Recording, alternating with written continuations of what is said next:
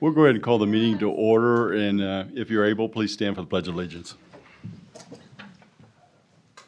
Pledge allegiance to the flag of the United States of America and to the republic for which it stands, one nation, under God, indivisible, with liberty and justice for all. Okay, Madam Clerk, roll call, please. Mayor Pape. Here. Councilmember Shavetta. Here. Councilmember Hands. Here. Councilmember Caldwell. Here. Councilmember Leahy. Councilmember Neal. Here. Councilmember Ryder. Here. Councilmember Silvers. Here. Councilmember Yodridge. Here. Okay, thank you, Madam Clerk. Okay, the first item up is always the public comments, and members of the public are encouraged to use this time to make comments about matters that do not appear on the agenda. Comments about items on the regular agenda will be taken up as each item is considered. Please note there is a 5-minute time limit on that. We did have a sign-up sheet. Nobody has signed up, but if anybody out there has anything that isn't on the agenda and would like to speak, please raise your hand and we'll have you come forward. I see no one rushing to the podium. Okay, well, we will close out the public comment section then of this meeting, and we'll move right on to the consent agenda. And all items under this heading are considered to be routine by the City Council and may be enacted by one motion. There will be no separate discussion of these items unless a council member so requests, in which case that item will be removed from the consent agenda and considered separately. Is there anything on the consent agenda that people would like to have removed, or? I see nobody wanting to remove anything. I would entertain a motion for that then. Ms. Hands? Mr. Mayor, I move that the council approve consent agenda items 1 and 2. We have a motion. Okay. Mr. Silvers? I'll second that. Okay. We have a motion second, Madam Clerk. Councilmember Shavetta. Aye. Councilmember Hands. Aye. Councilmember Caldwell. Aye. Councilmember Neal. Aye. Councilmember Ryder. Aye. Councilmember Silvers. Aye. Councilmember Yodridge. Aye. Motion passes 7-0. And I have a strip plug. Do we need it? Okay. We're good? Okay. Thank you. Is that yes, we need it, or no, we don't? Yes, thumbs up, we need it. Oh, yes, we do need it. Okay.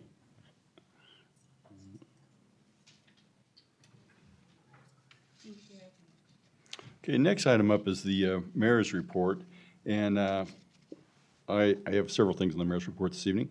The first item on the mayor's report is confirm the reappointment of Mitch Fowler, Russ Harmon, and Sean McConnell to the Planning Commission to the terms expiring for December 31st, 2026. And I would entertain a motion to reconfirm those people if someone would so like.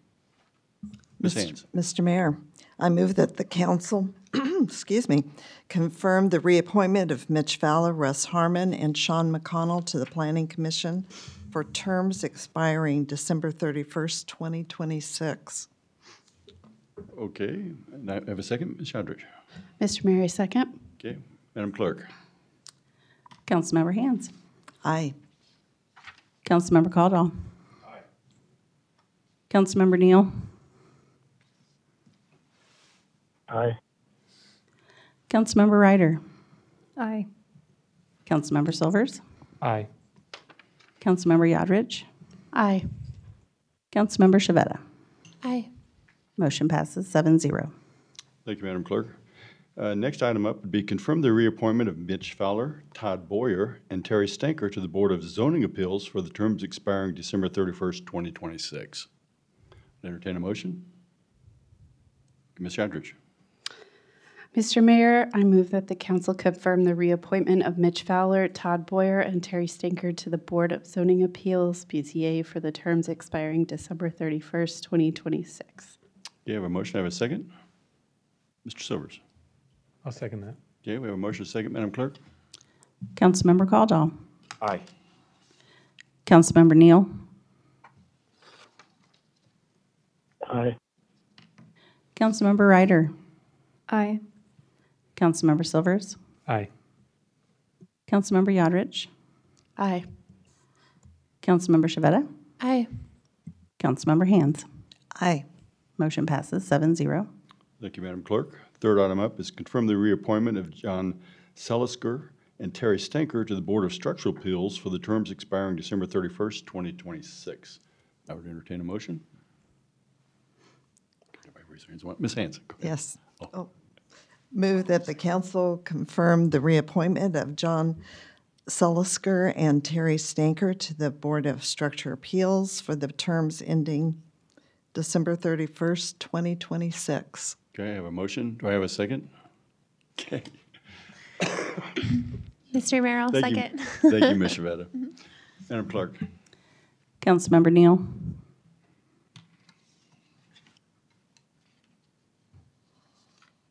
Aye. Councilmember Ryder. Aye.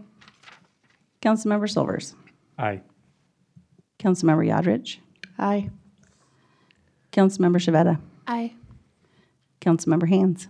Aye. Councilmember Caldwell. Aye. Motion passes 7-0. Thank you, Madam Clerk.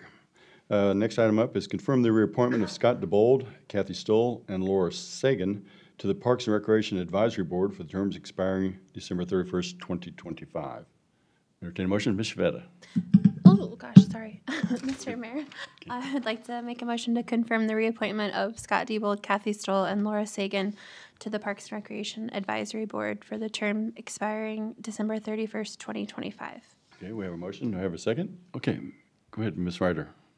Mr. Mayor, I second. Okay, we have a motion, a second, Madam Clerk. Councilmember Ryder. Aye. Councilmember Silvers. Aye. Councilmember Yodrich. Aye. Councilmember Shavetta. Aye. Councilmember Hands. Aye. Councilmember Caldwell. Aye. Councilmember Neal. Aye. Motion passes 7-0. Thank you, Madam Clerk. Next item is just some things that's kind of occurred between myself and some of the council members over the last 2 weeks. I and council members Yodrich and Councilmember Leahy and Assistant City Administrator Guard attended the National League of Cities Conference in Atlanta. We got the opportunity to interact with city officials from all over the United States. A lot of great ideas were shared and brought back. I appreciate the opportunity to see how other cities operate and to interact with them on the things that they're doing and not doing, and what's working and what's not working. And it was a great conference, and we appreciate the opportunity to go. I, Councilmembers Yodrich, Leahy, and Economic Visitor Bureau Manager Crane were able to attend the Northeast Chamber Gala at the Marriott. We got to meet with other council members from other cities in Johnson County. City officials and county commissioners were there under great conditions. So, upcoming events that I want to make sure to invite people to is the Mayor's Christmas tree lighting. It's going to be occurring on the Merriam Community Center on December 1st at 6:30. So, and I believe, correct me if I'm not wrong, that we're supposed to bring either a present or a toy or canned goods. Is that? All of, yes, and money. And money. And or money. Director Slocum says, and money if you want. You don't have to, but that's kind of a fundraiser for the community. And anything you can bring would be appreciated. And of course, we're going to flip the switch, and I'm sure our Public Works will have our tree lighting will work that evening. And we have a lot of entertainment as well, too, from our that goes on from singing and caroling, and who knows, I might even join in. Well, maybe not. Okay, we'll forget that. Other things that Councilmember Hands attended the UCS Public Policy Forum while I was gone, and I think Council members Silvers and Caldwell and Ms. Hands and Chris, Mr. Engel, and Miss and Caitlin, I guess, this is down here. Ms. Guard attended the Zoom meeting for the MARC kickoff, I guess, occurred. And that's the regional housing project was the discussion. My understanding is on that. I wasn't able to attend that, but I'm sure you guys represented as well, and we appreciate your attendance at that Zoom meeting. And then I think Ms. Hands attended the Forest Park HOA annual meeting. Okay, so thank you for representing us at that event as well, too. Okay. Is there anything else that I missed that other council members might have done? That's the only thing I knew about, but feel free to jump up and speak out. Okay. All right, well, that, I guess, will conclude the mayor's report. I guess first item up on council items Oh, no, wait, I do have one other thing, just to mention, please see me afterwards. Mayor, the next Mayor Bowen's retirement is tomorrow.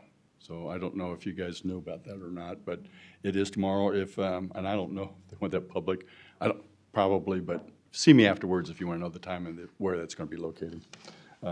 He's been over there for like, I don't know, 20, 30 years. He's been a longtime public servant, and I'm sure he would like to see everybody, so. Okay, that concludes my mayor's report. Staff items, excuse me, council items is a discussion regarding the short-term rentals. Okay, it looks like we have Director Dyer coming to the podium. Give us a little discussion about that. Hey, Mayor, council members, Brian Dyer, Community Development Director. So this evening, got a short presentation on short-term rentals. Kind of go over what we know about them, how we regulate them, and then at the end give the council an opportunity to ask questions of staff, and if so desired, provide some direction as to where we might take this to the next, if the council would like to pursue anything further with them. So why are we here this evening? Well, over the last 12 months or so, staff has received a number of questions, concerns about STRs, short-term rentals, from council members, planning commissioners, and residents. So we thought this would be a great opportunity to try to provide you all with some information, try to answer a number of those questions, and give you an opportunity to get a feel for where the city of Merriam at with this is on these, as well as the community. So what are we talking about? So let's be specific and clear. From staff, we're talking about whole home STRs, or an STR. Again, a whole home short-term rental. This is a single-family home that is rented out to tenants for a short stay, and the property owner's not present during that stay. So this is your Airbnb, VRBOs. These Airbnb and VRBOs are the platforms by which a property owner puts their property out for short-term rental. We are not talking about the renting of a one room in a house on any of these platforms or anything like that. And there's a couple reasons we're not including those in there. One is we really got no questions or concerns about those. Two, again, one room out of a house is a very low amount of usage on something. It's not a high amount of activity in regards to that. And then three, and we'll cover this a little bit further on, whole homes STRs are hard enough to track. A one-room STR is nigh on impossible to track. So just to be clear, we're talking this evening about whole home STRs. What are the questions and concerns? Got a number of them listed on here. First one is always, does the city regulate STRs? Yes, we do. I'll cover that here just a little bit. How many STRs are in Merriam? We're tracking 13 right now. There may be more. We'll go into that a little bit more in detail. Where are they located? Got a handy map to let everybody know where those are at. Code complaints. Do we get a lot of code complaints on STRs? We really don't. We don't get very many code complaints. Again, all the 13 that we're aware of are all licensed and get inspected by the city on a regular basis. So we really don't get very many code complaints. Our number one code complaint on STRs is trash cans being left out at the curb. I don't know if anybody's ever stayed in an Airbnb. A lot of times the property owner gives you some instructions of how to end your stay, and one of those instructions sometimes is put the trash in the bin, roll it out to the curb. A lot of times that happens a couple of days before trash pickup, and then it takes a couple of days for someone to go get it after trash pickup, which obviously violations of our city regulations. So that is by far the biggest complaint we get about STRs, is the trash being left out of the curb too long. Too many STRs in one neighborhood. Again, I'll cover that here in just a second. In general, the city doesn't have a lot of STRs unless you're in one specific location, and then it seems like all the STRs are in your neighborhood. I'm going to skip the next two bullet points, but I will come back to them. Unequal competition to our existing hotels. So obviously, doing an STR is not a lot of, a relatively low level of cost. You buy a single family home, you put it on Airbnb. And while that is expensive, that is not nearly as expensive as building a new hotel with a number of units to rent out. Obviously, you get more stays if you build a larger hotel. So some folks would say those STRs provide an unequal competition for existing hotels. And then always the question we always get, does Merriam receive guest tax for STRs? Yes, we do. Over the last 12 months, we've gotten about $30,000 from STRs. Just to give you a little bit of idea how that fits in with the overall scope of guest tax, it's a little bit less than 10% of the total guest tax revenue we took in over the last 12 months. So it's not an insignificant amount by any stretch. So jumping back up to those other two bullet points, does it have a detrimental effect on a neighborhood? And STRs also, some of the concerns we get from residents is that it removes residential dwelling units from our housing inventory. That last one, obviously, we all have heard a lot of concerns about the affordability of single-family homes in Johnson County. Now, while Merriam is the most affordable city in Johnson County metro area, obviously removing one of our single-family homes from our inventory for the purposes of renting it out for a few days, relatively few number of days over 365 days out of the year, that home sits vacant quite a bit. It takes it out of the available inventory for an individual, a couple, or a family to stay in, rent or purchase and stay in year-round. So that kind of also then goes to the next point of, is it detrimental? Does it have a detrimental effect on our neighborhood? Well, some folks do have concern that they have a home there that while it's being maintained and kept up, there's no activity there on a regular basis. It's very infrequent activity. So that's some of the concerns we get. And then I'll just end a little bit. We also kind of worked with our police department to look at the number of police calls that these facilities have had over the last 3 years. And really since 2020, that's kind of when the number of STRs in the city of Merriam has increased. So we had the police department run those 13 addresses over the last, since 2020. And those 13 addresses had 15 calls over the last 3 years. So really not a large number of calls. Not very many calls. Of those 15 calls, about 6 of them were kind of, loud music, cars parking, kind of those kind of concerns. The remainder of them were just the calls of medical calls and other calls like that. So again, kind of like our code complaints, police calls, nothing out of the ordinary by any stretch of the imagination. So how many STRs are in Merriam? Again, as I said earlier, 13, maybe larger. A little bit about that 13 number, a little bit about how difficult it is to track STRs. You probably may or may not be aware, but Airbnb, VRBO, those other platforms do not readily share their information with cities. They do not. They are very, very difficult to pry that out of them. If you ever have looked at an Airbnb website, when you get on it, you don't really know where the house is at that you're looking to rent. It's not till you actually rent it do you get the specific address. So when you look at it, try to figure out where these homes are in Merriam, you don't get an address, you maybe get a picture of the front of it, and a lot of times it's not even listed as being in Merriam. So we are fortunate in that we have a robust, very good landlord licensing and rental inspection program. And through that program, our staff is well-versed in how to find rentals. And so we're really good at finding rentals. And so then a lot of times we go do an inspection, our inspector will notice something's a little different, and we'll ask, hey, is this an STR? And that's how we will find these out.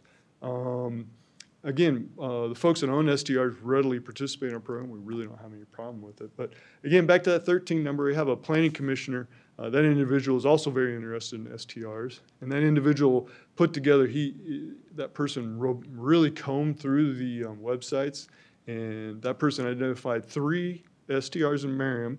We had 12 on our list, so that person found one more than we did.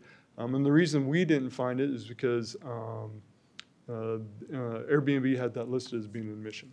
So we got that address, contacted the property owner, and again, they readily are participating in our landlord licensing program. So again, it takes a huge amount of staff time for us to track STRs. In fact, like I tell people, a cottage industry has sprung up around tracking STRs. There are third-party companies that will literally, communities will engage them to track the STRs for them. So it is very expensive and it is very time-consuming to track these things down. How many, again, back to how many are in Merriam, just give you a perspective of the number in Merriam. We have about 3,200 single-family dwellings. Of that 3,200, 200 of them are 200 of those single-family dwellings are rentals. So 13 out of 3,200 is really half of 1%. or single-family dwelling units or STRs. So very low amount. But again, we'll show the map here just a second. So unless you're in one community, one neighborhood, it seems we really don't have a lot. Now, we do say, as I mentioned earlier, since 2020, we have seen a slight increase in the number of STRs. We do think, just kind of anecdotally, we think the Kansas City World Cup is kind of maybe going to drive more STRs as people start anticipating being able to charge some very good rents for all the fans who come to see the World Cup. And then most likely, once the World Cup goes, perhaps a lot of these STRs will go back out on the market for sale. But again, that is an unknown. So city STR regulations, we do regulate them. As I mentioned earlier, we treat them as a residential rental. So what does that mean? That means STR owners are licensed as landlords, and we do interior inspections every other year, and then we regularly patrol and do exterior inspections and all these things. Those two things are more than what anybody else in the metro area does. I'm going to cover what the metro area communities do, but just in regards to the amount of inspections, we do more than what our neighbors do for those. STR locations, the dots there are the 13 that we are tracking. Again, as I mentioned, hopefully this works. Yeah. So again, it's dispersed out throughout the community quite a bit, except for this area right here. So this is Johnson Drive is the east-west, and north-south is Antioch. So east of Johnson, north of Johnson, east of Antioch, there are 5 STRs right here. There likely is going to be a 6th one there coming on very soon. So obviously in this half-mile area,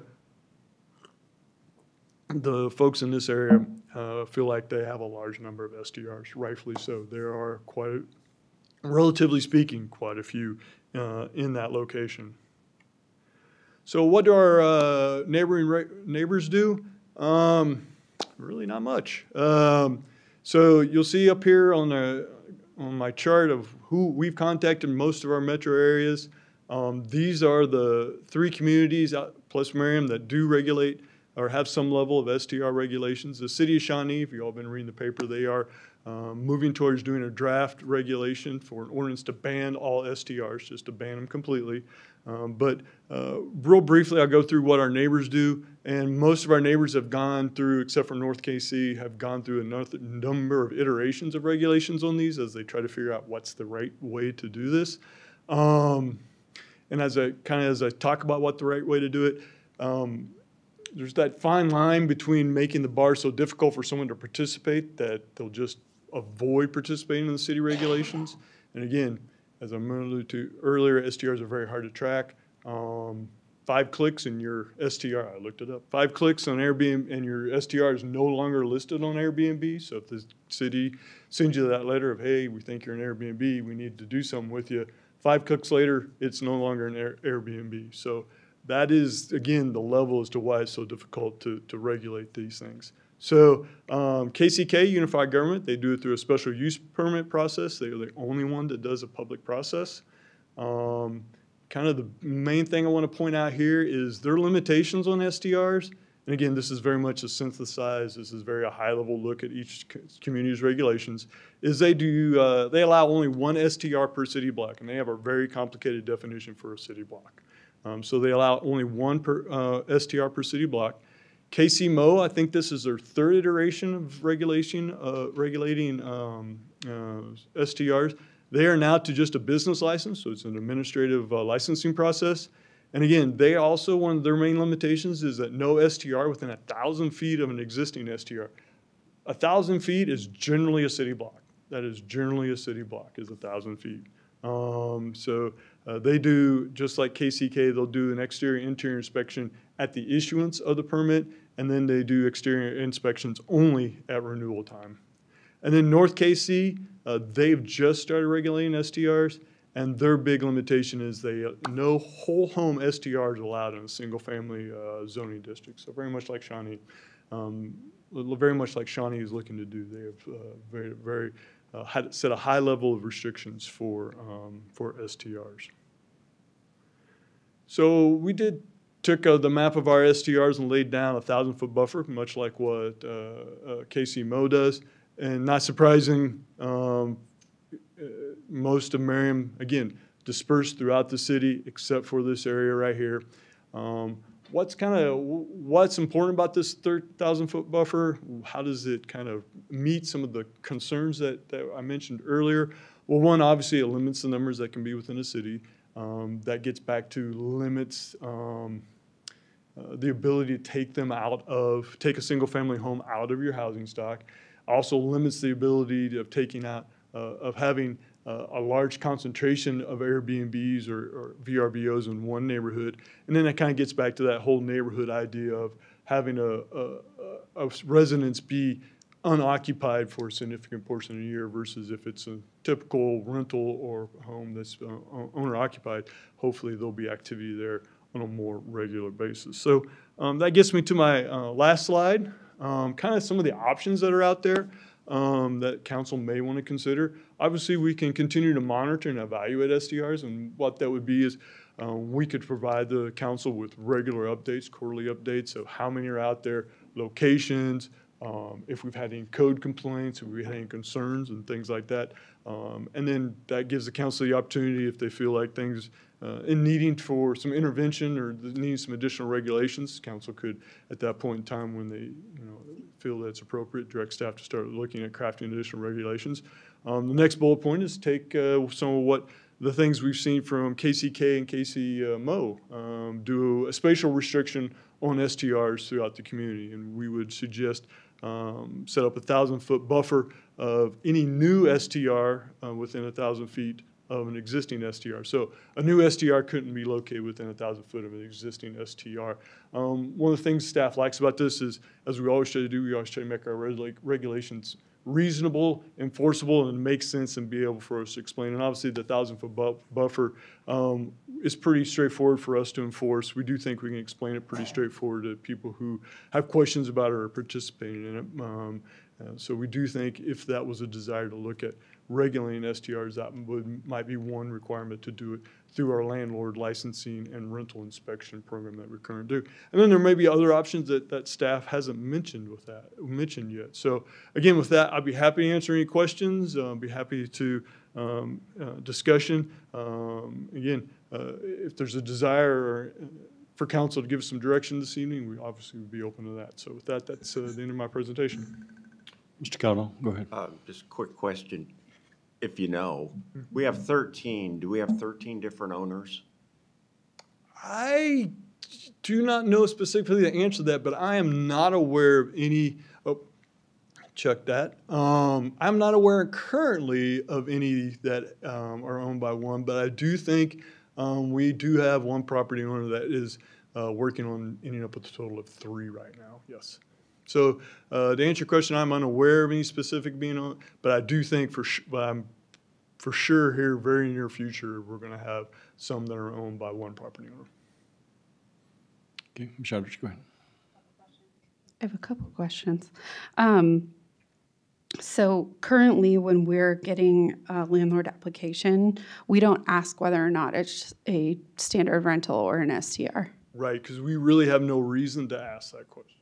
We just, so we don't have our regulations don't require identifying that, but we do, when we go in there, our inspector's really good. He can tell something's wrong here and identify and ask, hey, is this a short-term rental? So we are kind of tracking him just simply because he'll ask the question. But we don't treat standard rentals differently than we would STRs, right? We do not. We treat them exactly the same way. So again, as I mentioned earlier, we have a robust landlord licensing and rental inspection program that really is very helpful in that if we have concerns that we get from residents, we can readily call the landlord, which is exactly what happens with all our rentals, whether it be an STR or rental. So a great example is, again, like the trash cans that we talk about. If we get a complaint about trash cans or we identify the trash cans, it's pick up the phone, make a phone call, it's like, hey, the trash cans can't be out there. But obviously, going forward, if we implement restrictions, we're going to have to ask new applicants. Correct. Okay. Yep, we definitely could. Definitely would be able to do that, Ari. So, yes. Okay. And I have a couple questions, so if anybody wants to jump in. But you said we're getting some guest tax. So are those aren't coming from the regular rentals? No, so the guest tax How is that comes managed? from the STRs, Right? and those come just from the mothership in San Francisco. So we do not have any idea of who's generating what. So on that. Airbnb, so the It's a corporations Online tax. pay Yeah. that. Okay. Well, I'm sure the Like, person who rents the right, home pays it, Right, but and then I believe how it works is, the person who stays there pays it, the person who owns it gathers it, sends whatever it needs to be sent to Airbnb, VRBO, and then that company figures it out, sends it to the state, and the state so sends it to us. we're trusting that they're actually giving us what they're supposed to give us. I would, if I'm wrong, I'll let Oliver interrupt me at any point in time, but it's just like any other sales tax. I mean, we trust that Walmart or whomever is collecting the right amount, so it's the same situation. So it's just not in your purview to make any determination or flip any switch that says we're No, supposed to be no. getting it from them. Nope, Okay, it is not. It is with the state level. okay, thanks. So these aren't subject to like the transient guest tax that No, we they apply to exactly are. hotels for other short-term They are. stays. That's exactly what they are. They are. They are. He It's said just that not earlier. Tax, yes. It is the Just same a guest change. tax. It's just coming from Airbnb, from Verbo. Yep. Okay. If they're booked through And Airbnb, B or Verbo. Yeah. they're just booked individuals, we'd never know. Well, it's all coming through The state. Yeah. It all comes from the state. If, The third-party rental program. but if Yeah. there's not a third party involved, Donna's there's gonna not a third party let rental Donna involved. explain it. She knows. Come on down, Donna. Yeah, if someone's just renting out a house separately, they're gonna have a tough time finding renters unless they're on Airbnb. Yeah. Well, because you can get them now on Booking.com. You can get them on TripAdvisor. You can get Right, them. and they Yeah. all, and. yes, Anywhere. Go ahead. Just one clarification that I think makes a big difference is when you rent, like with Airbnb, you don't pay the money directly to the landlord, you pay it to Airbnb. And so Airbnb automatically collects the guest tax and the sales tax, whatever. And so it really isn't up to the landlord whether or not we're collecting it. Thank you, Director Oliver. That makes Thank you, Ms. Oliver. sense. Yeah, that makes much more sense than what I was Yeah. explaining. Okay. And then I have a question about Kansas City, Missouri. So Kansas City, Missouri has banned, I asked a couple council members about this because I was confused, because they said that they have banned STRs in residential zones, but if someone they also allow ADUs, So are we talking North Kansas City or Kansas City, regular Missouri? Kansas City, Missouri, right, Okay. standard. So they allow ADUs, but I'm pulling up the text so I can get this right. If the property owner lives there, they allow a short-term rental in the ADU. Correct, and we were just trying to synthesize a lot of A lot of info into the little table. Correct. Right. So would I'm wondering how that would work with the 1,000-foot rule if the property owner is still there, because I know ADUs are something this council has considered discussing before, and we're not there yet, but that could be a policy. I don't think Casey Mo considers that a standalone ADU. If it's in an ADU, I don't believe they consider it a standalone STR. Okay. So I don't think they've, again, I don't have it in front of me, obviously, I don't think they consider that within the 1,000-foot buffer. Okay. And then this is not a whole home question, so I cannot ask it if you would prefer. But it does have to do with potential empty multifamily housing that we may or may not have with upcoming multifamily rentals that could be available with vacant rentals. So perhaps we have new developments that aren't rented, and a property owner might like to list them in order to generate revenue with short-term housing. Would that, And- right, that's my question. And Okay. again, from staff's perspective, the single-family STRs are tough enough to find. Those are nigh on impossible unless we start going to outside third-party agencies, and that is not. Okay, So those, and as you look through the regulations, you can tell that those that do regulations recognize that as well. that so those- density restrictions Those are very tough to find. are difficult. Could I ask a question just as a curiosity? So if we had an apartment or multifamily that was vacant and it was a short-term rental, what do we believe the concern would be about density or? I'm just curious if those property owners would be subject to restrictions or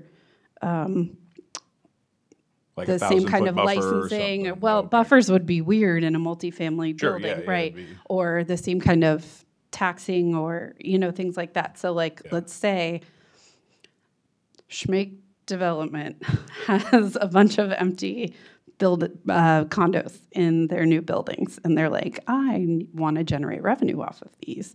I'm going to list them on Airbnb and see if I can fill any of them up for a certain amount of time.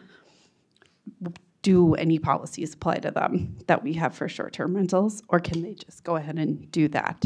So for short-term rent, we don't have any specific short-term rental regulations, so we treat those units just like we treat any other multifamily units. We Okay. have them licensed, and we do an inspection. Obviously, we don't do inspection of every single unit every 2 years. We take a certain percentage, but we have them licensed, and we do have had perhaps the opportunity to do an inspection on them. Okay.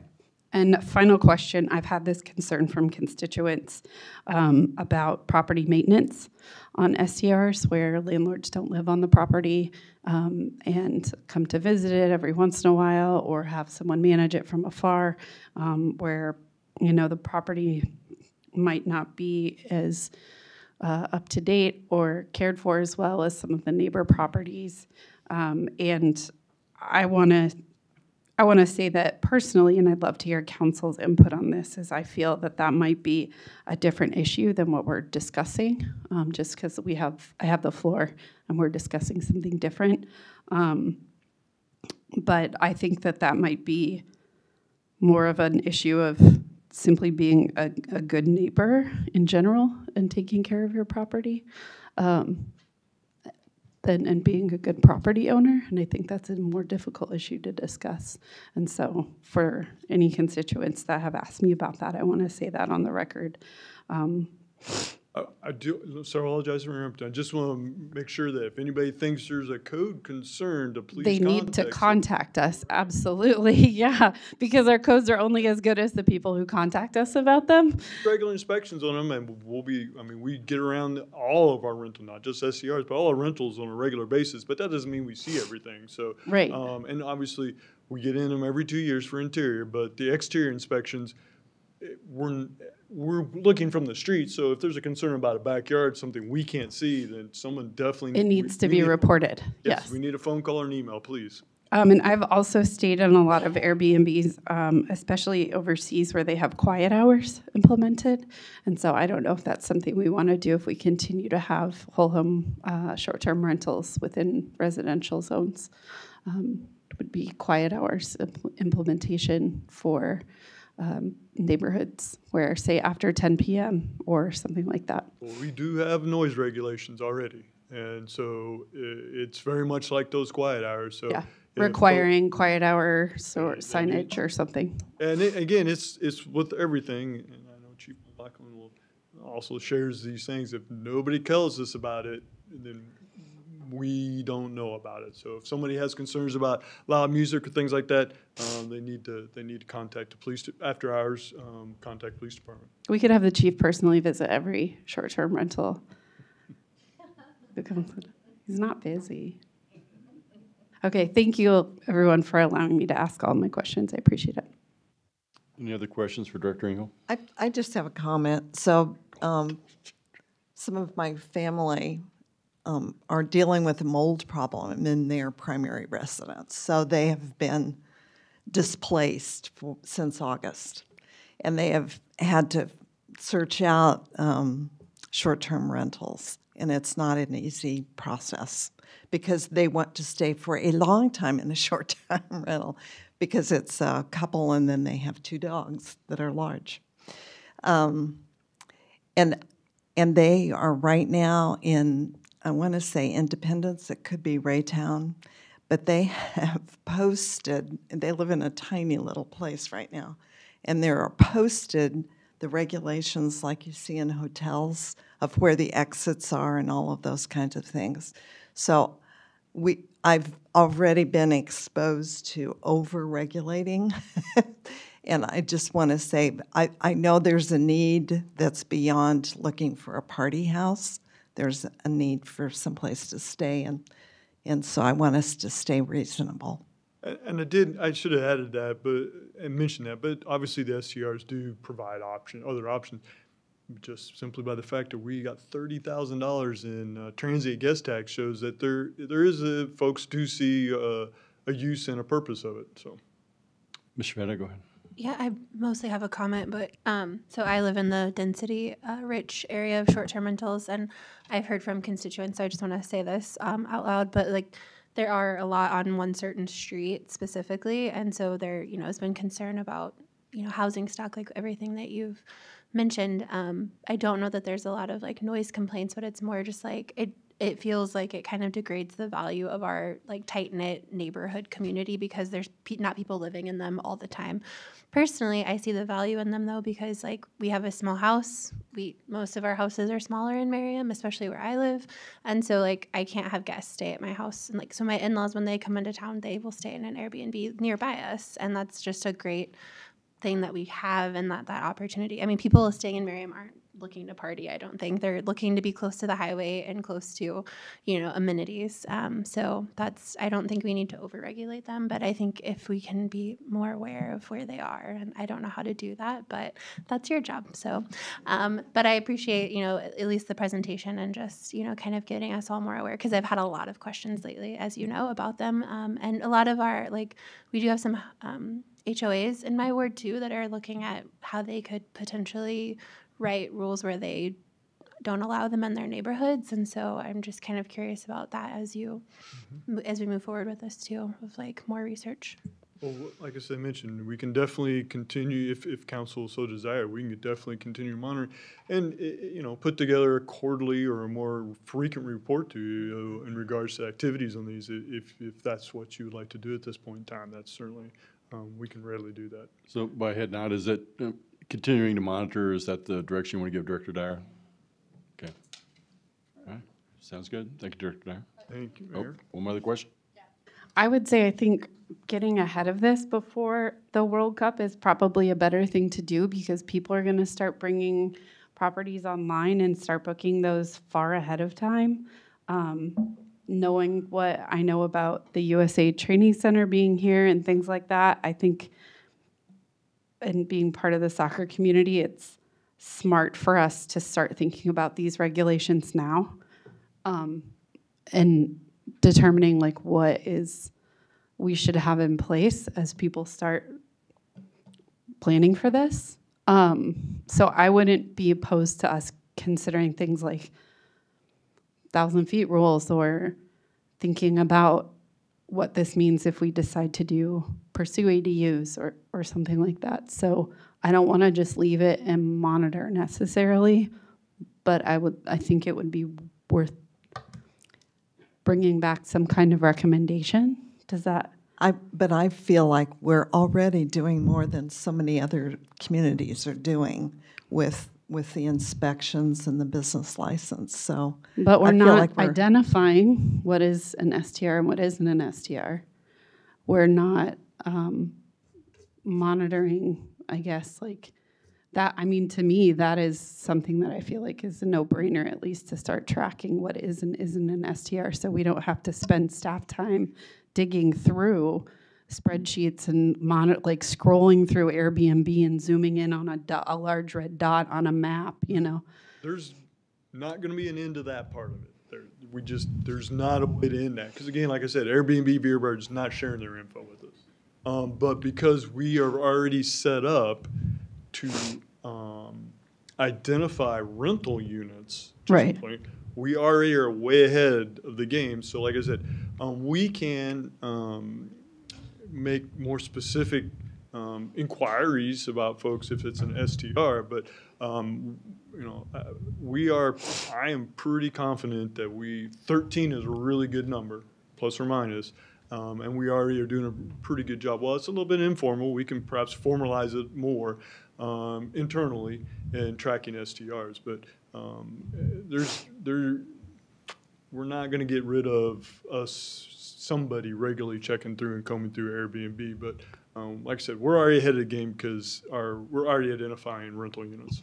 Sure. Do I we- think it would just be, my favorite word behoove us to say, am I a short-term rental or am I a regular rental? I just think that would be Okay. If a I good could addition. interject, we have the ability, how often does a rental property renew? Every year. Every year. We have the opportunity, the option, the legal right to ask if this is going to be used for an STR on that.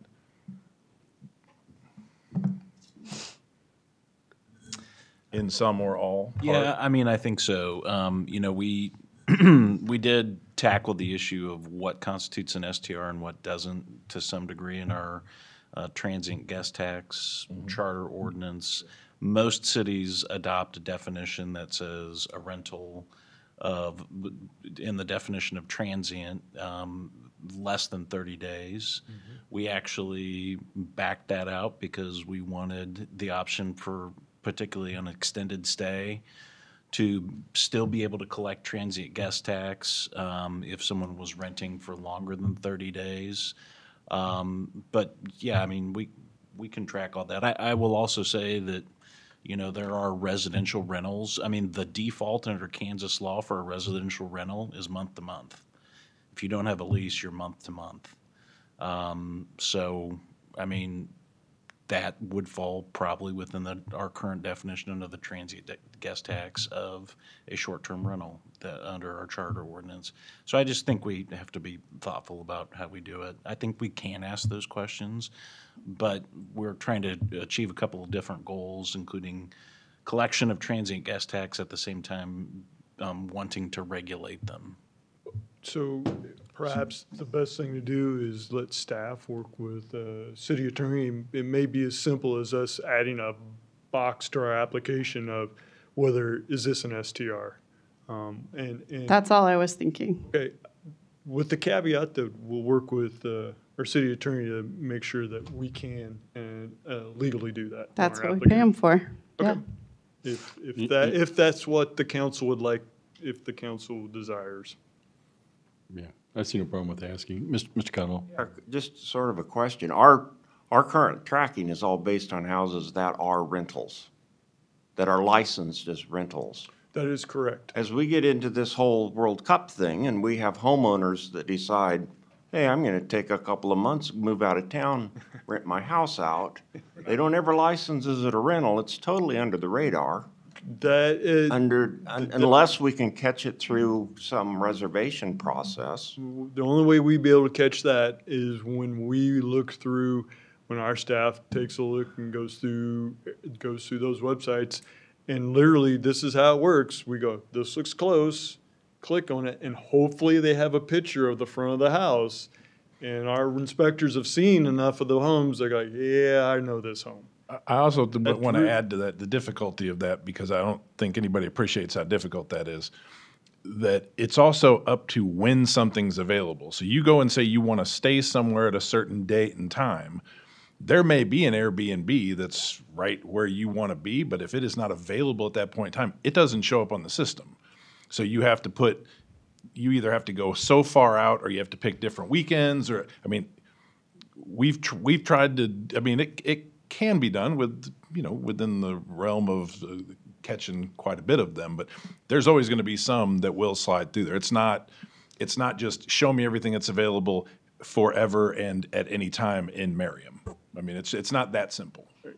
You can do that. You can clear the dates out. It's still a pain because I was just doing, like, did it yesterday when I was reading the packet. But you can clear the dates and, like, just see stuff. But it's still hard because you have to, like, if you zoom in, it goes away. And then if Right. you zoom out, it, like, Right. you know, comes back. And then there's so many people that rent just one room in their home or something like that. And so, Yeah, no, like I said, we do look at those websites on a frequent basis, and if there's no picture of the front of the home, it's pretty tough for us to identify it.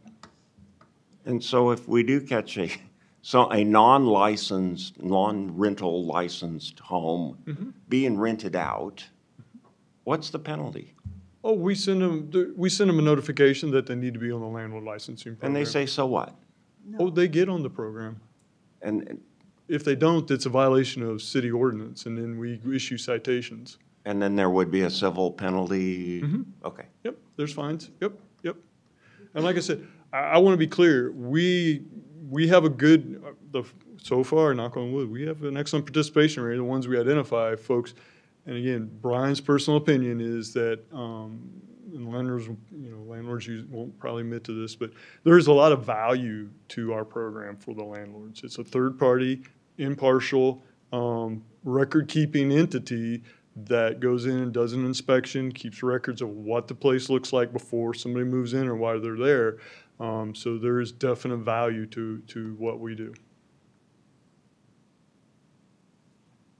Okay, is that it for Director Dyer? Okay, thank you, sir. Okay, next item up, I believe, is consider approval of purchase of real property. It looks like we got Mr. Engel coming forward to the podium.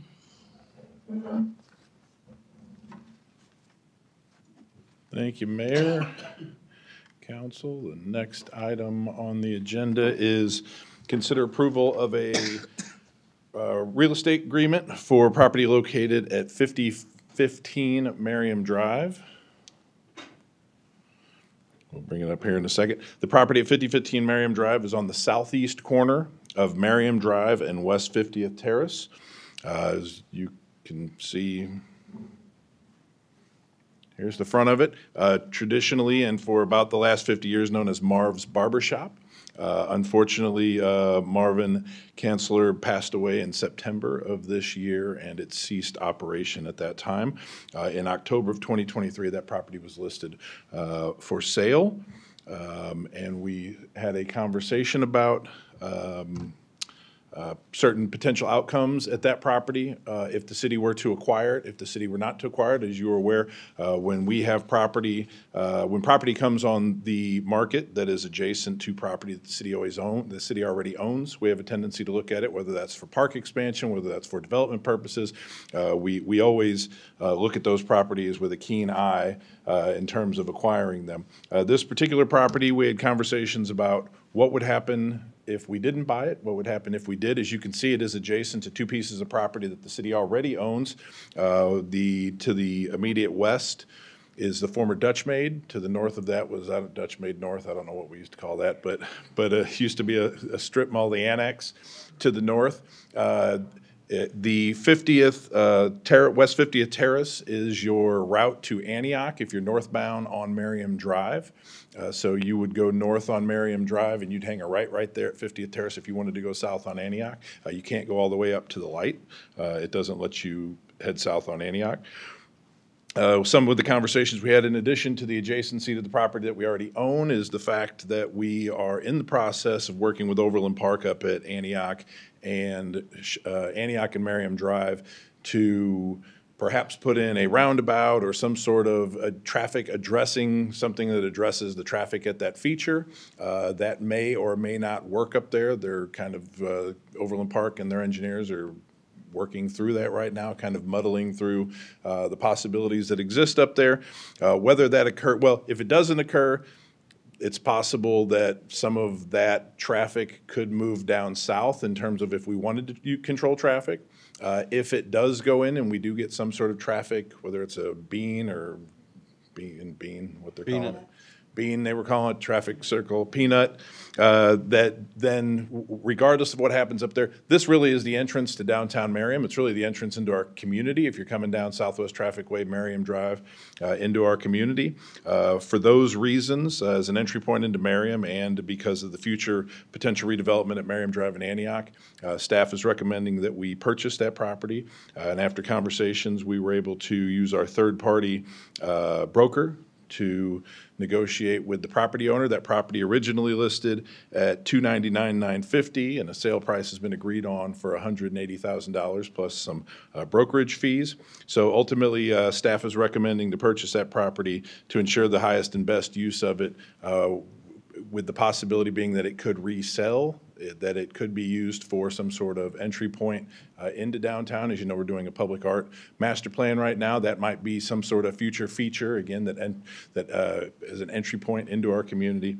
But at this point in time, we don't really have any plan for it. We've been asked if we are going to tear it down. We don't have a plan for that. That doesn't mean that we won't get in there, look at it, and come back with some recommendation to do so. But at this point in time, the plan is just to sit on it until we decide what's going on up at Antioch, but it is on sale right now. So staff would recommend moving forward with that sale. Tim Golba is here. He's representing the seller. He is, I believe, an in-law to Mr. Kanzler. So again,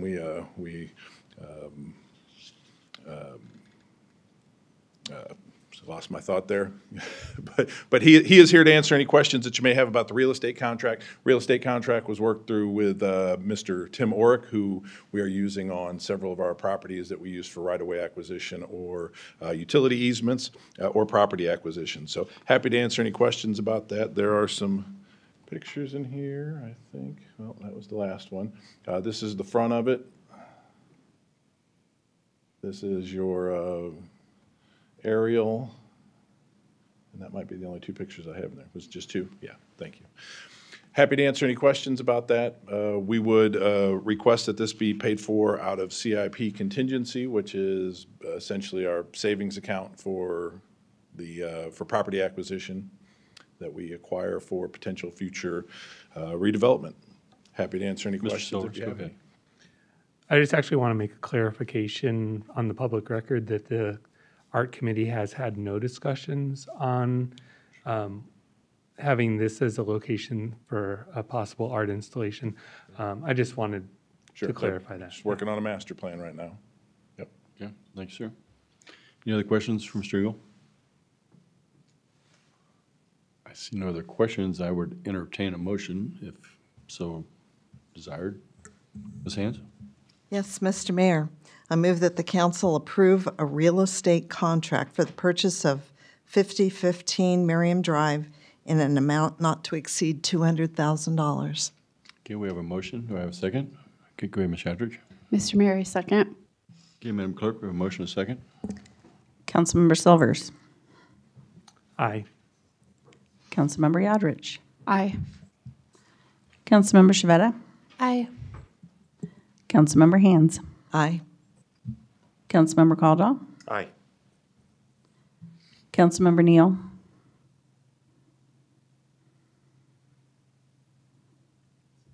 Councilmember Neal.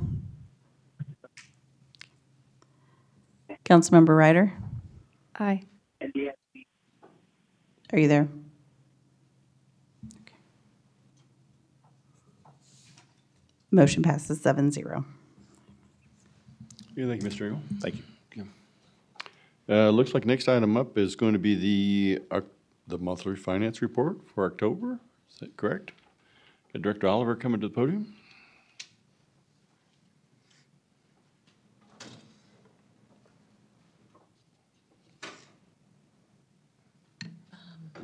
The last meeting, it was requested that I bring revised budget summaries, so I wanted to give those to you.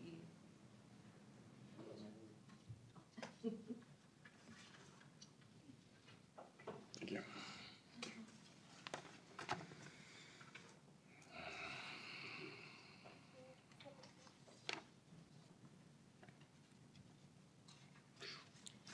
And then your finance report was in your packet.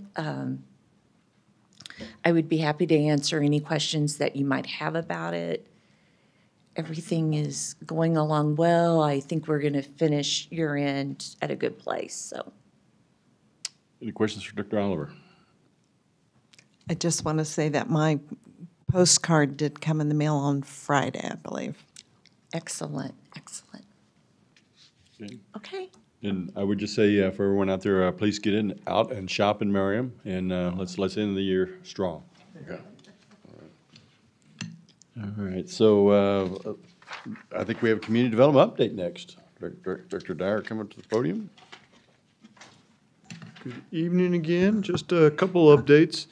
First of all, grant applications, they're up on the website, so anybody who's interested and thinks they're going to participate in our exterior grant program and/or our sustainability programs for in 2024, those applications are up and ready for the folks to look at, consider, start filling out. We'll start taking applications on January 2nd for those. And again, just remind everybody, it's first come, first serve on the allocation of funds. So if somebody has a project that they know they're going to do, I'd strongly encourage them to fill out that application and be ready to provide to us on January 2nd. And the other thing I have an update for, I know you've heard me talk about this many, many times, the Evergy undergrounding project, we're getting very close. We're hoping, no guarantees, hoping maybe at your next meeting we'll have something for you all to consider. Evergy's portion of it is still $4 million about. Be mindful though, Evergy has no contingencies on that. So there's no contingencies on that. And then we'll also be a portion of that. We are going to be looking at third party for design and inspection services as well. We have now, or I shouldn't say, yeah, we, the city, have turned it over to Ms. Conkey and the Public Works to make it a CIP project, to make it an official project. So we're hoping that when we come before you here, hopefully next month, we'll have it. Just not the, like I said, going to be significant contingencies on that $4 million. So while we keep telling you $4 million plus some change, it's going to be, when you add in the contingencies, quite a bit more than just $4 million. But we hope we have a big meeting tomorrow afternoon, and hopefully we can make a lot of headway on that. So that's my updates, and I'll be happy to answer any questions. Go ahead, Mr. Silvers. Just out of curiosity, if and when the undergrounding begins, that street south of IKEA Way has been closed for South of Shawnee Mission Parkway. Correct. EB. Thank you. Okay. It wasn't coming to my mind. Do you know how that would affect EB there, and if it's closed, how long it would be closed for the undergrounding? I will say this, it will be a mess on Shawnee Mission Parkway. Do not know how long, but we hope that if we go forward with the utility underground, we're going to make it continue to make it a mess up there and do it once and not come back and do it again. So I do not know the answer to your questions. Other than, yeah, it's going to make it difficult up there. There's no two ways about it, but it'll be a great benefit. Like I tell folks, it's going to be one of those things that if it's done, people will drive down Shawnee Mission Parkway and go, wow, something's very, very different. They won't be able to put their finger on it until you go, well, there's no aerials, they're all gone, and then they'll immediately see. So if we do it, it will make a significant change in the look of Shawnee Mission Parkway. Mm-hmm. Go ahead, Ms. Shabana. I have not to get in the weeds, but if we do the undergrounding project, how will we have to work in tandem with KDOT since it's on Shawnee Mission Parkway, or how is that? We don't have to get in the weeds. I'm just curious. Actually, that's actually a pretty straightforward question. KDOT has already been aware of this. They really are just going to be permitting. That really is their involvement. And their big thing that they've told us already is can't have vaults underneath pavement. But other than that, their involvement will be other than just we'll submit permits, or Evergy will submit permits, or whoever does the contractor will submit permits, and KDOT will review and approve the permits, and that'll be about the extent of it. Okay. Any other questions, Director Dyer? Okay, I see none. Thank you, sir. Okay, we had informational items that was in the packet. Unless somebody has any questions concerning that, if anything was concerning that, I don't see none. Mr. Engel, do you have anything else from staff? Just two items. First, I want to thank Public Works staff for their efforts on Saturday night on their holiday weekend. Come in and make our streets clean and safe for all of our residents on Sunday morning. So I want to publicly thank Public Works Director and make sure that that gets passed on down to the folks that came in late and worked through the night. So we've got a great crew, great staff, great equipment, and I think the streets look pretty good considering that they were in the middle of the night. Other one, I'll be out at the end of the week. My daughter's team made the NCAA tournament, so I will be on the road at the end of the week with her team, hopefully, and hopefully next weekend. But we'll do one weekend at a time. So, but I will be available by phone.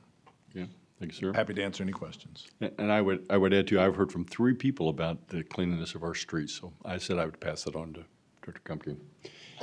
Okay, if that's all Mr. Engel has, and we don't have any other sessions this evening, I'd entertain a motion. Mr. Mayor, Ms. Hands. I move we adjourn. We have a second? Ms. Shadrich. Mr. Mayor, I second. Madam Clerk. All in favor? Aye. Meeting's adjourned.